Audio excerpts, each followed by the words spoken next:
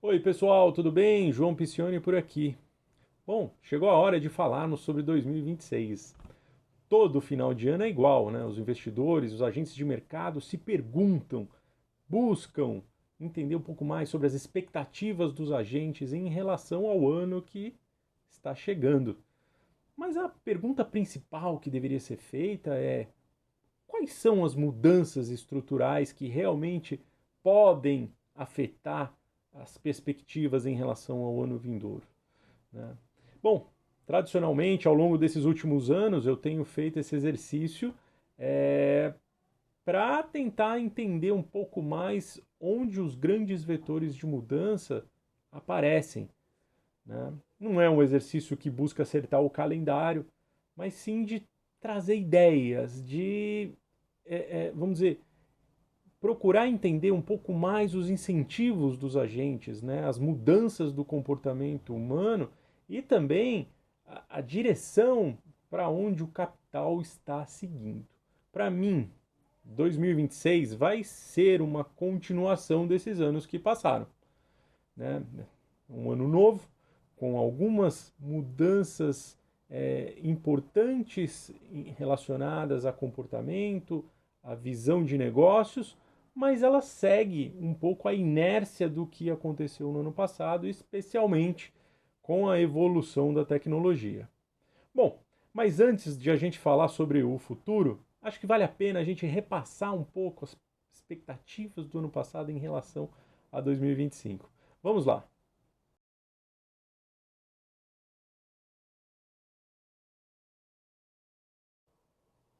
Antes da gente falar então de 2026, vamos olhar o Outlook 2025 que eu elaborei no final do ano passado. Né?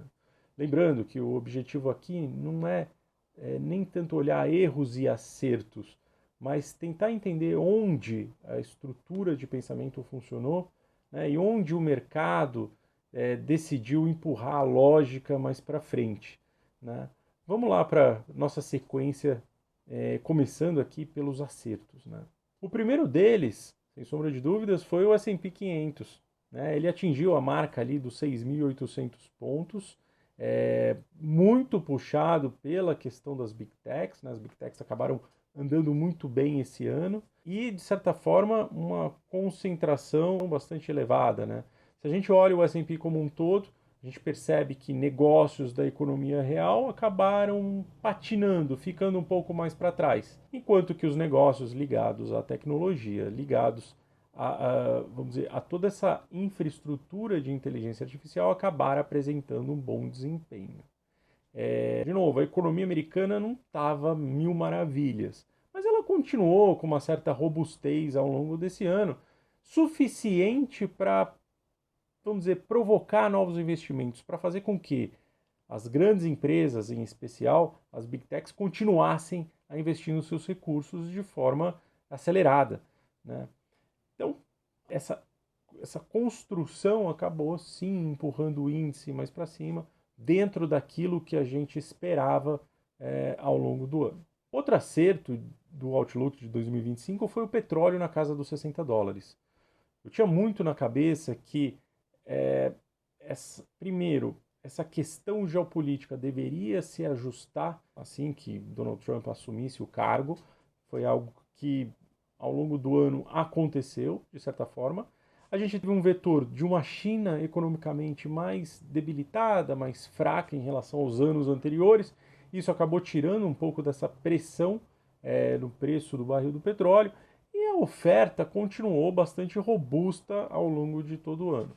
Vale lembrar também que a correlação entre o dólar e o petróleo tem aumentado ao longo do tempo, ou seja, um dólar mais fraco necessariamente implica também em um preço de barril mais baixo, dado toda essa mudança estrutural em relação à própria commodity. Né? Os Estados Unidos passou a ser o maior produtor global de petróleo ao longo desses últimos anos. Então, isso meio que transformou um pouco o ambiente. Né? O petróleo ele acabou que não caiu ali por ideologias, né? Ou essa questão geopolítica mais forte, acabou caindo por matemática mesmo. Uma demanda um pouco mais não tão robusta e uma produção de petróleo bastante quente ainda. Né? produtores dispostos a tirar ali o óleo da terra. Outro acerto, e assim eu considero, foi o ouro acima dos 4 mil dólares, né? O ouro vem numa corrida bastante interessante desde o final do ano passado, né? Uma aceleração bastante conectada à questão da perda de valor das moedas fiduciárias, né? O ouro ele ganhou corpo, ele ganhou a preferência do instrumento de reserva de valor dentro do portfólio dos investidores globais e dos bancos centrais também, e acabou surpreendendo, né? Essa questão da confiança, ela acabou ultrapassando qualquer ligação, vamos dizer assim, com oferta de ouro necessariamente, né? A questão no fundo, o ouro ele não sobe porque o mundo vai acabar, mas ele sobe porque ele não sabe quem vai pagar a conta, né?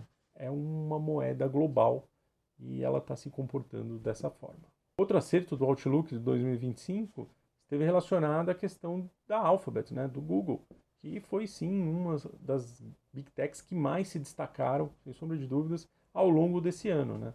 A empresa conseguiu, de certa forma, monetizar toda essa nova estratégia ligada à inteligência artificial sem precisar necessariamente reinventar o seu modelo de negócio, que era uma das grandes preocupações do mercado durante esses últimos anos, né, desde o lançamento do ChatGPT. E confesso que eu também tinha um pouco dessa visão mais negativa em relação ao Google Search. A empresa conseguiu se revitalizar, conseguiu se reestruturar e acabou ganhando a atenção aí dos investidores, né? Essa dominância do mercado de inteligência artificial, né, com todas as suas ferramentas ali voltadas para os criadores de conteúdo, voltada para os usuários finais, acabou surpreendendo, né? E silenciosamente a empresa conseguiu resgatar a confiança dos investidores ao longo de 2025. Então, esse foi um acerto daqueles que eu fico mais entusiasmado, porque no final das contas ele diz muito sobre a leitura desse segmento de tecnologia, a leitura de como as coisas devem acontecer nessa nova economia, nessa nova estrutura que a gente está vivendo. Bom, vamos falar também dos erros, né, do nosso Outlook 2025. O principal deles, sem sombra de dúvida, foi o Bitcoin. Eu tinha comigo que o Bitcoin continuaria ascendendo, eu posso ter atingido ali seus topos máximos em meados do ano e atingiria ali a marca dos seus 150 mil dólares mais próximo desse final de ano. Mas um evento bastante importante ligado à questão do shutdown americano acabou punindo um pouco esses ativos que têm muita correlação com a questão de fluxo de capital, né? A gente pôde perceber ao longo desse shutdown, um shutdown da economia americana, né? O governo americano fechou, um certo enxugamento da liquidez de mercado, e isso, obviamente, gerou um efeito inicial, primeiro, nesses ativos que dependem muito de fluxo, né? Tanto o Bitcoin quanto as demais criptomoedas acabaram sofrendo bastante ao longo aí desses últimos meses. E também tem um ponto importante aqui, que é uma coisa que eu não estava na minha cabeça, a questão da própria competição dos demais ativos de risco em relação ao Bitcoin, que começou a ganhar corpo ao longo desse segundo semestre. Muitos investidores procurando os investimentos em inteligência artificial, procurando as empresas de tecnologia, não só necessariamente as Big Techs, mas as outras conectadas. O setor privado também captando muitos recursos, né? E vale lembrar que muito desse segmento de criptomoedas está atrelado também ao setor privado, ou seja, muitos recursos direcionados à inteligência artificial e menos recursos direcionados à questão do blockchain, à questão das criptos, né? E também os próprios países emergentes, né? Ou seja, o investidor acabou direcionando, desmontando parte da sua carteira que vinham com muitos ganhos ali em relação às criptos e acabou direcionando para outros mercados. Então, essa dinâmica acabou deteriorando um pouco a perspectiva desse final de ano. Olhando para frente, as coisas podem até ser um pouco diferentes, né? A gente pode voltar um pouco com aquela inércia que a gente tinha esse ano, mas essa mudança do comportamento do investidor talvez seja uma mudança que tenha vindo para ficar, até que as coisas ganhem outra formatação, né? Vale a pena ficar de olho. Mas, enfim, um erro aí do nosso Outlook. O Treasury também na casa dos 3,75 foi vamos dizer, outro tropeço aqui das previsões do ano passado, né? E o que talvez eu tenha subestimado tenha sido um pouco a rigidez, essa rigidez fiscal, né? Essa tolerância dos mercados à questão dos déficits maiores, né? O mercado ele preferiu manter esse prêmio de risco soberano em níveis mais elevados por mais tempo, né? Esse talvez seja um comportamento, um novo normal das economias globais. A preocupação não é mais tanto sobre inflação, a preocupação está muito mais relacionada à questão dos endividamentos globais, né? Então, me parece que que os investidores vão passar a tratar isso como normal, natural, né? Assim, o mundo ele passou a conviver com esses juros mais altos antes de exigir algum ajuste. Se as economias estão funcionando muito bem, com esse nível de juros elevado, então por ali eles devem ficar, né? São esses pequenos bips aí que acabaram atrapalhando um pouco a nossa previsão para esse ano. Por fim, pessoal, duas variáveis relacionadas ao Brasil, né? Nós esperávamos que o Ibovespa fosse ficar parado ou alcançasse a marca dos 144 mil pontos. Ele veio muito além, ele alcançou a marca ali dos 160 mil pontos, né? Muito, vamos dizer, impulsionado pela questão dos fluxos externos, né? Todos os emergentes acabaram indo muito bem. O Brasil, nessa frente, acabou apresentando um desempenho fantástico, né? A Bolsa Brasileira se destacou. Mas me parece que tem uma leitura excessivamente otimista sobre essa reprecificação. De certa forma, é uma característica do mercado brasileiro, né? Esses overshootings, né? Diante do nosso quadro de expectativa, eu acho que esses 10% a mais que a gente está vendo no mercado agora deve ser tratado ali como vamos dizer, uma margem de segurança, né? Não acho que deveria ir muito além disso. Olhando para o ano que vem, enfim, a gente pode até pensar em debater sobre isso. Em relação à Selic, esperávamos uma Selic de 14,75, ela terminou o ano a 15%, de certa forma surpreendente, né? Acho que nós temos sim um Banco Central bastante austero na figura do novo presidente do Banco Central, né? Ele, de certa forma, se provou ali uma pessoa com vamos dizer, mais conservadora do que o mercado esperava, né? E isso, de certa forma, segurou a política monetária. O Brasil, obviamente, está muito conectado à questão da credibilidade, à questão do fiscal e esses ruídos políticos. Segurar a Selic nos 15% acabou sendo vamos dizer, uma iniciativa favorável para manter o nosso câmbio, de certa forma, estável, né? Que também o câmbio está fechando aí próximo daquilo que eu tinha na cabeça, né? Os 5,70, tá 5,55, 5,50, enfim, mas dentro das expectativas de forma geral. Bom, pessoal, o que fica de aprendizado para 2025? Primeiro, não foi um ano repleto de surpresas, né? A economia americana andou relativamente bem, muitos investimentos em tecnologia, uma inflação cedendo ao longo do ano. China, uma economia mais lenta, patinando, que não trouxe, vamos dizer, não trouxe energia para mudar indicadores ou para mudar variáveis ligadas ao mundo das commodities. Ponto importante em relação à China, de fato ela entrou na corrida da inteligência artificial, né? Isso a gente tem certeza. Europa mostrou um primeiro semestre, uma expectativa, né, para o ano bastante favorável no primeiro semestre, mas veio se arrefecendo nesse segundo semestre e parece continuar dentro daquele mesmo, vamos dizer, arcabouço que viveu nos últimos anos, né? E aí, pessoal, se a gente olha esse ambiente do jeito que foi 25, me parece que será dessa mesma forma em 2026. Não vejo muitas possibilidades de mudanças para essas variáveis.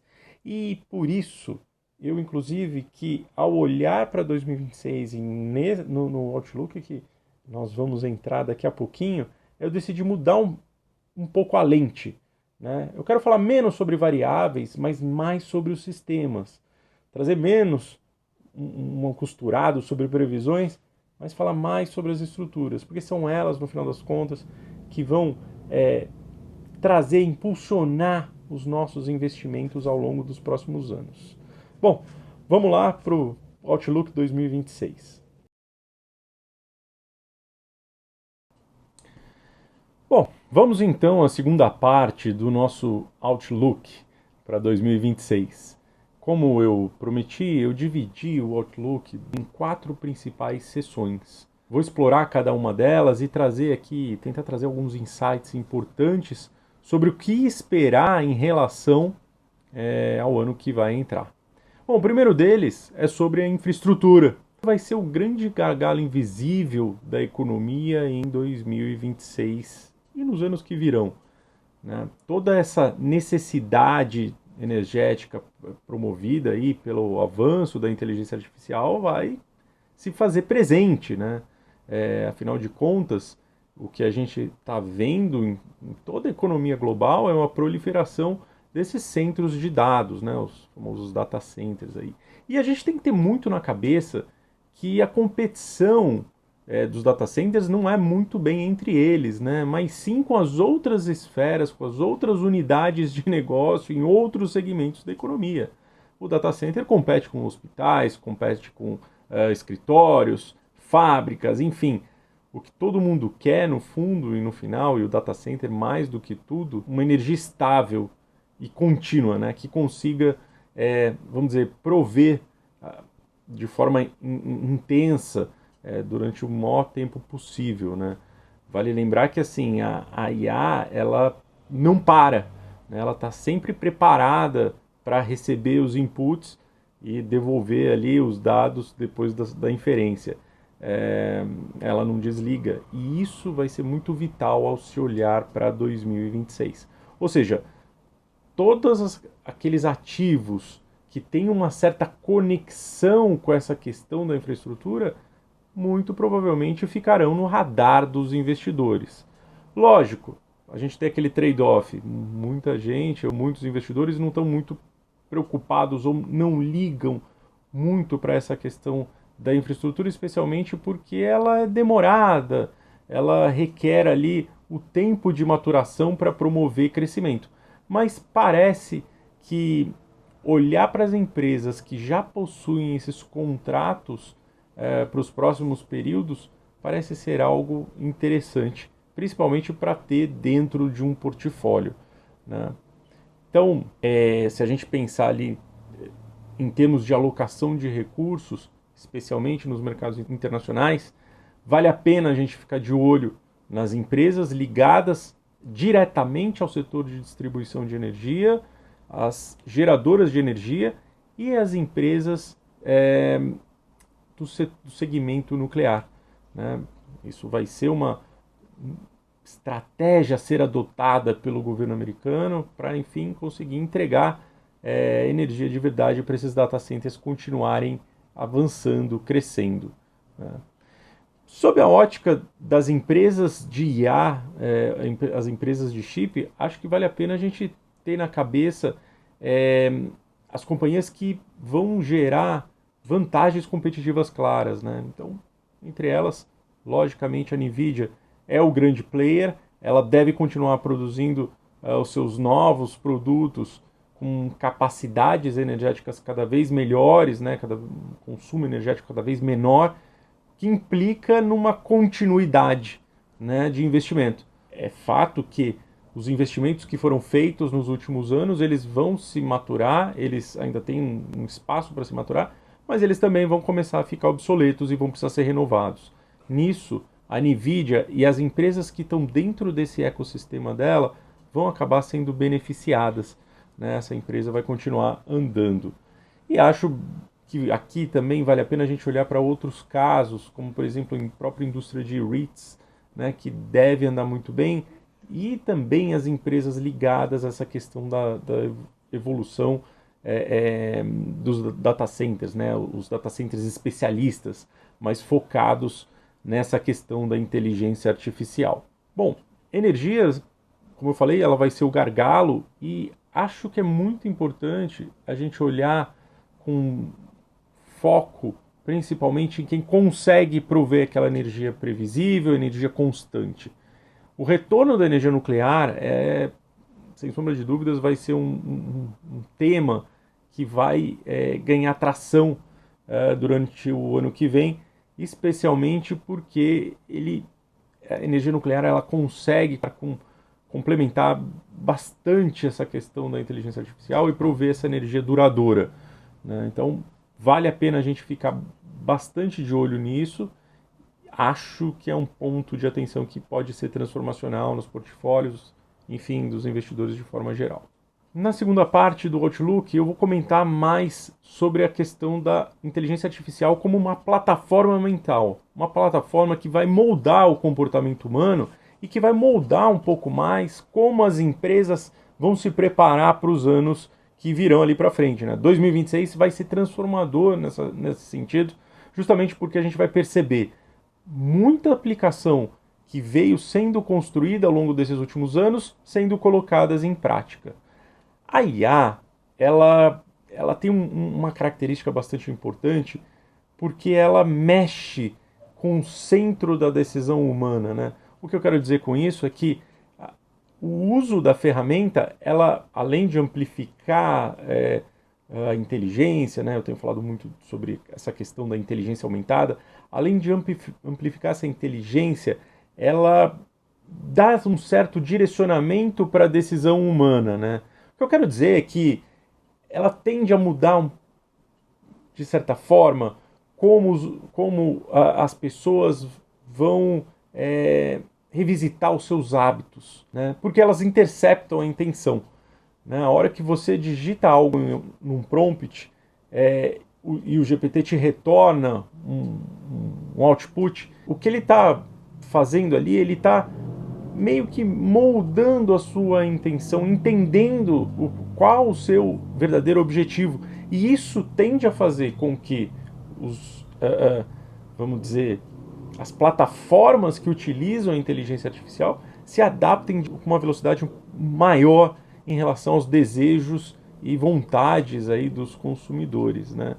Se as plataformas antigas, ou, enfim, as plataformas não são antigas, mas, enfim, as plataformas que ganharam tração ao longo dos últimos anos, elas empurravam conteúdo para as pessoas consumirem, agora a inteligência artificial ela vai meio que modular essa intenção e entregar conteúdos de forma mais assertiva, né? Ela gosta de ser consultada antes da tomada de decisão e isso é muito importante, principalmente porque deve mudar um pouco vamos dizer, a conexão das pessoas com as plataformas digitais que foram as grandes vencedoras do ano passado. Uma outra questão bastante importante diz respeito vamos dizer, a inserção desse SaaS conectado à inteligência artificial, né? O Software as a Service vai mudar a partir dos próximos anos, né? Muitas coisas novas vão surgir, muitos programas especialistas que utilizam inteligência artificial vão ficar disponíveis para os usuários e vão acabar gerando um efeito rede comportamental. É bem provável que a gente enxergue, que a gente veja novas empresas, novas startups ganhando muita atração e novos IPOs na bolsa de negócios que ainda são hoje, que ainda estão sendo incubados hoje, né? Esse software as a service com o IA, eles têm uma capacidade de substituição muito poderosa e isso vai ser meio transformador para as bolsas. É preciso ficar de olho, especialmente naqueles casos mais antigos, se eles vão conseguir de fato se reinventar e gerar ali um espaço para conseguir competir com essa nova geração da inteligência artificial. Bom, é fato já que a IA também tem mudado muito do comportamento humano relacionado à questão das escritas, à questão das buscas, e o que vai fazer bastante diferença no ano que vem é o surgimento dos agentes, né? Os agentes de IA que fazem as atividades pelas pessoas. Isso deve ganhar atração e à medida que a IA começa a sair do campo da execução e caminha mais para o campo da elaboração, né? Pensar o que fazer. Então, esse é um ponto de atenção que vale muito a pena a gente ficar de olho, especialmente nas novas startups que vão aparecer por aí. E aí eu não estou falando só lá de fora, tá? Isso parece que vai também aparecer aqui no mercado interno. Uma coisa importante que a gente precisa ter na cabeça em relação às plataformas de inteligência artificial é que elas competem com o usuário de formas diferentes, né? Porque nas plataformas antigas, nas plataformas que estão aí existentes até hoje, a competição sempre foi pelos minutos de atenção, sempre foi pela rolagem, né? Pela questão da dopamina, das pessoas ficarem vidradas ali vendo o produto. Nas plataformas de IA, elas competem de uma forma diferente, porque no fundo o que elas querem é trazer algo produtivo ao seu usuário, trazer um pouco da confiança, isso é algo que ainda precisa ser trabalhado, mas que vai acontecer, e ter permissão para agir, para justamente liberar as pessoas da tela, né? Liberar as pessoas desses minutos e dessas rolagens, né? O ativo mais escasso da IA não é mais a atenção, né? É a autorização, é o quanto que você consegue dar de inputs para a inteligência artificial para ela te trazer os outputs, né? Essa é a grande diferença, talvez, entre essas plataformas e que a gente vai começar a perceber ao longo dos próximos anos, né? Nesse sentido, acho que vale a pena a gente comentar sobre a Alphabet, que deu um passo bastante relevante em direção a dominar esse ecossistema, né? A dominar essa parte de serviços com as suas plataformas agora de IA e com essa, vamos dizer, adaptação do modelo de search para dentro do Gemini, para dentro dos serviços, né? As demais plataformas, eu acredito que ainda estão um passo atrás, né? O Instagram, com a Meta, eles ainda não encontraram um modelo ideal, apesar de que eles já percebem um aumento bastante interessante no engajamento das pessoas por conta dos conteúdos gerados em inteligência artificial. Então me parece que tem um trade-off e nesse ponto as plataformas começam a divergir um pouco em relação aos seus objetivos finais, né? Então essa é uma questão interessante que a gente tem que olhar para frente. Vale lembrar, a IA exige uma computação constante, então ela demanda uma infraestrutura que não pare de rodar, ela demanda essa questão da inferência em tempo real e demanda energia. Ou seja, vamos ficar de olho na produção de dados, na questão das margens, né, do consumo das pessoas em relação à inteligência artificial, em relação aos tokens consumidos, né, e como que as pessoas vão lidar com esse poder de decisão. Será que elas vão preferir continuar naquele modelo antigo no qual os minutos na tela são dopamina? Ou será que elas vão preferir agir e ter os agentes ao seu favor para gerar suas atividades? Acho que são pontos interessantes, são pontos que a gente deve prestar bastante atenção em 2026. Porque, no fundo, né, quem molda o comportamento vai ser aquele que vai conseguir gerar mais valor e mais retorno aos seus acionistas. Nessa terceira sessão do Outlook, pessoal, eu queria comentar um pouco sobre o capital privado, né, que tem avançado de forma substancial nesses últimos anos e tem conseguido, de certa forma, se aproveitar das ofertas ou se aproveitar dessa dinâmica de lançamento de novos negócios de uma forma mais intensa, né? A gente tem visto o capital privado avançar sobre grandes startups, né, que já deixaram de ser startups, como por exemplo SpaceX, xAI, OpenAI, Anthropic, Lovable, enfim, Databricks, todo esse hall de empresas super interessantes que ainda não vieram para o mercado público, mas que já, vamos dizer, já estão sendo avaliados ali como empresas de centenas de bilhão de dólares, né? A precificação desses casos está sendo feita à medida que essas empresas conseguem entregar crescimento e entregar mais resultados aos seus acionistas. E o capital privado deixou de lado aquela discussão simplória, vou chamar aqui de simplória, mas enfim, não é bem isso, sobre juros, né? Onde que os juros vai, para onde os juros vêm, a questão do valuation, se o valuation é exagerado, não é exagerado, múltiplos. Na verdade, esse capital privado está muito mais focado na questão do controle, como que as empresas integram essa questão da inteligência artificial, como que elas criam os dados proprietários nesse novo ambiente todo, e como que a infraestrutura e as plataformas funcionam em conjunto, né? Esse venture capital, ele deixou de focar naquela questão do financiamento da ideia, né? Ele passou a financiar uma posição estratégica, né? Para onde essas empresas vão caminhar, como elas vão se tornar empresas vencedoras ali na frente.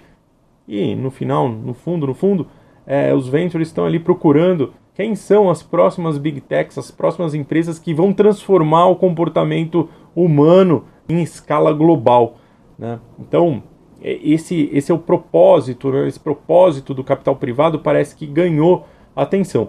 E para nós, investidores, eu acho que vale bastante a pena acompanhar esse mercado privado de perto, aproveitar eventuais oportunidades que possam surgir, né, com alguns players que têm trazido essas ofertas para um público um pouco maior. E também, pessoal, aqui vamos prestar bastante atenção no próprio capital privado aqui no Brasil, né? Existem várias casas aí fazendo um trabalho bastante interessante de venture capital. Eu acho que vale a pena a gente observar a evolução desses negócios por aqui, porque a tendência é que esse SaaS 2.0 acelere e ganhe tração, ou seja, novos negócios, bons negócios podem ser gerados sim aqui dentro de casa, aqui dentro do próprio Brasil. Esse é um ponto de atenção que eu acho que vale bastante a pena a gente ficar de olho.